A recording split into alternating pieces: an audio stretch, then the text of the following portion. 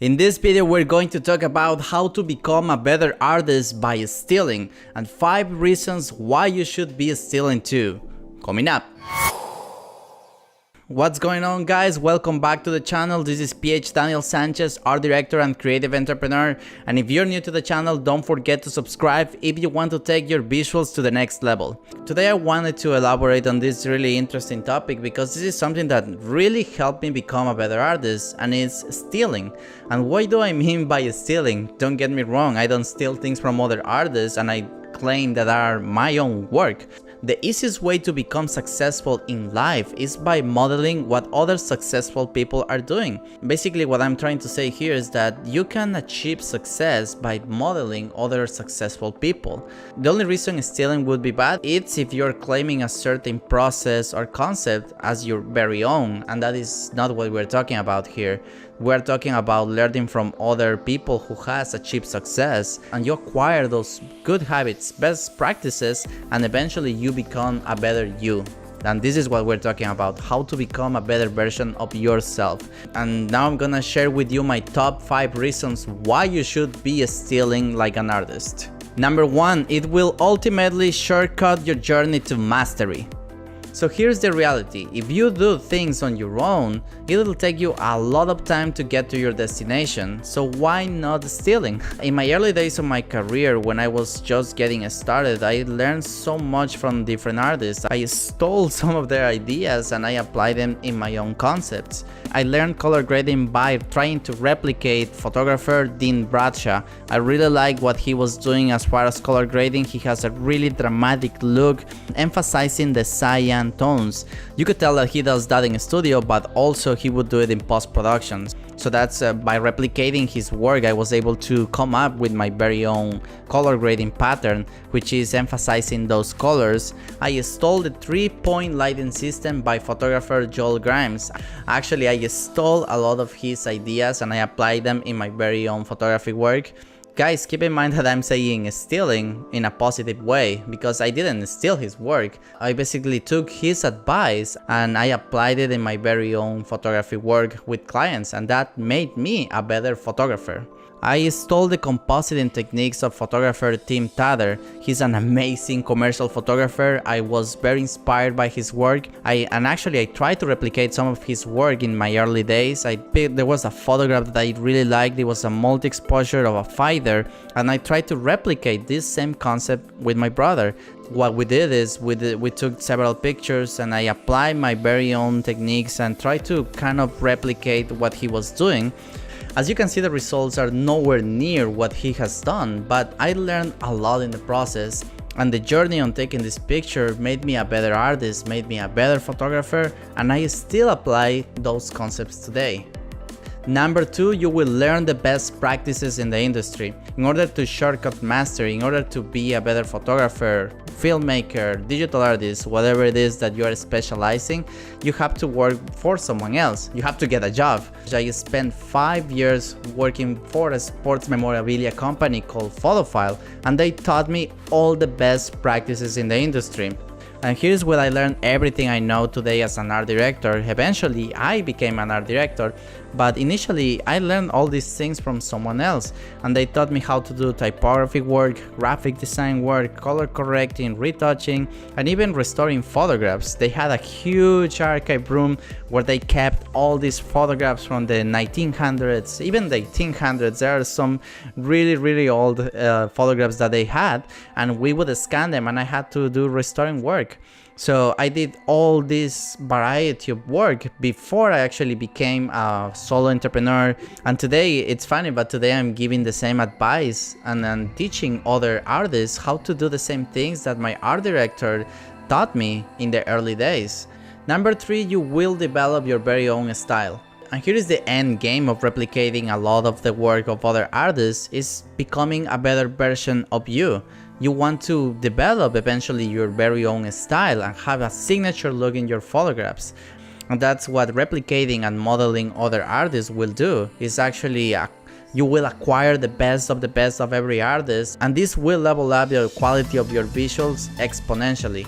In the process of replicating other artists, you will realize that there are some things that you like and some other things that you don't like.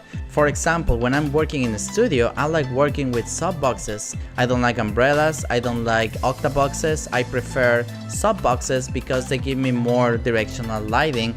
I know I don't like working with reflectors. The only reason I would use a reflector is to take out the cover and use it to diffuse light. I have a preference for working with really dramatic lighting, low-key photography, and I applied the same lighting patterns in all my clients. But now I work with entrepreneur Raul Vilasis, and he also loves this style. He is a very edgy looking guy, and I apply all these photography techniques on my own photo shoots when I work with him.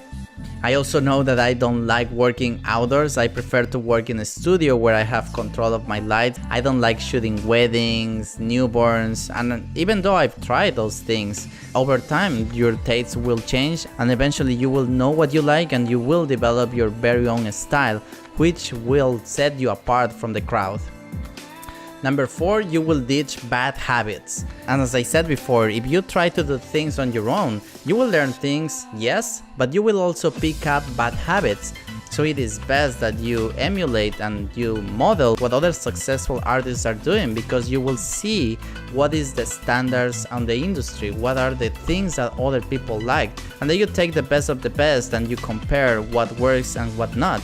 And this happens to everyone. I had really bad habits when I started, and it took me a while to learn what I was doing wrong and then learn the best practices in the industry. I'll tell you some of the bad habits that I used to have, and some of these are very cliche. Trying to replicate the HDR photography look with only one photograph. This was really popular back in the day. You would take basically one photograph and over retouch it and apply filters on top of it and try to achieve what you would achieve with a regular HDR processing technique. HDR is a combination of several exposures that allow you to actually get more detail out of a single photograph and get these really surrealistic, vibrant results.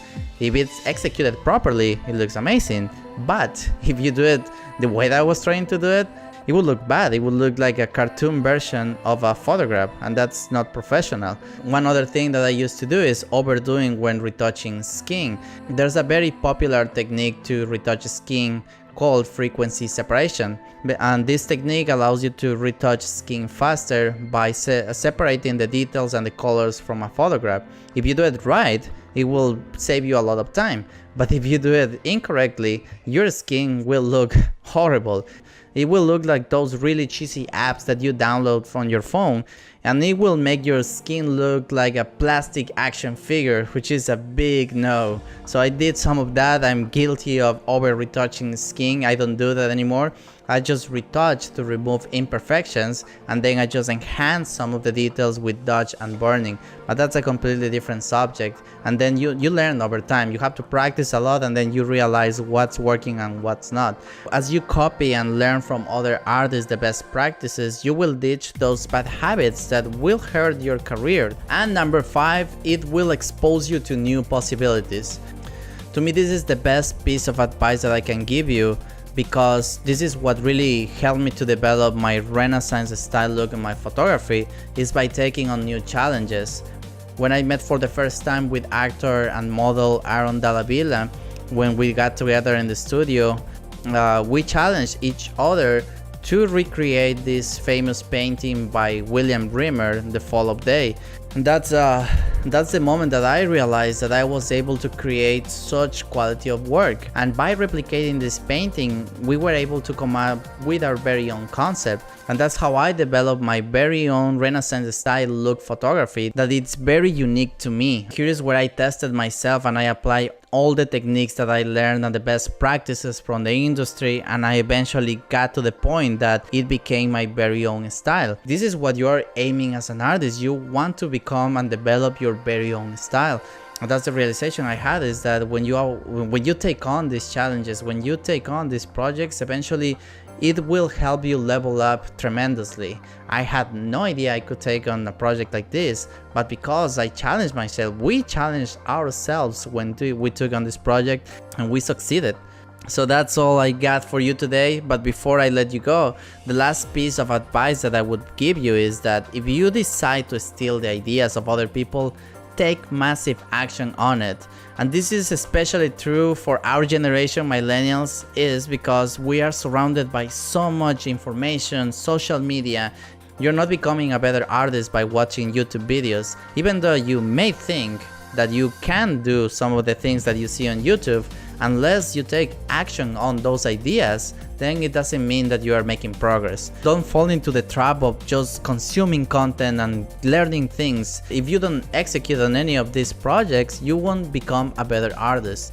Make a good use of all this information, all this knowledge, apply these concepts, and I'm sure that eventually you will become a better version of yourself. So that's it for today. If you enjoyed this video, please hit the like button because it really helps for other people to find this video. Question of the day: whose ideas you're stealing in order to become a better artist? Post all your answers in the comments below. And this is PH Daniel Sanchez, and I'll see you next time.